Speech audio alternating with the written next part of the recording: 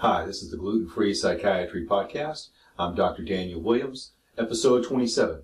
How do we teach our children to heal and reset our family generational crisis that we've got going on right now, where kids don't see the grandparents, there's teen takeovers, there's children moving off to college and changing their entire philosophical and religious viewpoints at certain colleges. And so I just want you to know that in preparation for the Mind Shift Method course coming up in September, I have just submitted artwork for the second of 2 children's books that are included in this course. 2 children's books for little kids. And maybe you don't have a big family right now, but the entire family program that I have, it's called a Family Reset Program. So imagine a large extended family within one home. What we've got is 2 children's books, one for elementary and lower, and one for, late middle school, preteen age and below. Really, it's for 8-year-olds, but I'm going to put a letter in that book that if a, say, 11-year-old kid is in a home, that there's going to be a letter to them in a children's book. Understanding they're too old for little children's books like this, but I want to teach them about some home experiments and energy science and love, healing. Ancient ancestral practices are actually real, and we want to program that in their subconscious as a young age.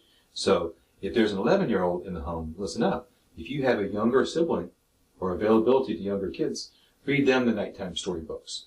Put the tweenager, the preteen, in charge of participating in teaching healing within the own home.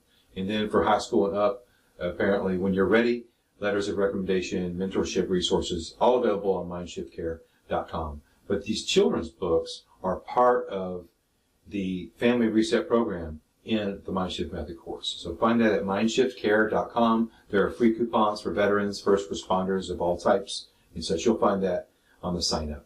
So in episode 27 of Teaching the Children to Heal, what we've got is a situation in which the children can learn through breathing exercises at the nighttime storybook time to actually visualize negativity leaving their body, and that they can incorporate that as a practice so that whatever stress they had that day, whether they fell down and got a bruise, maybe they didn't do well on a test, or they got a bad grade at school, if there's any negativity that's happened to that young child, then that night they're going to get used to breathing and releasing these techniques, which is ancient and ancestral. So in the future, when they grow up and they face real life stress like adults, they'll always know that they can move energy, they can make themselves feel better, they won't question it. They'll wonder why you don't already know that, because it'll be programmed in their subconscious.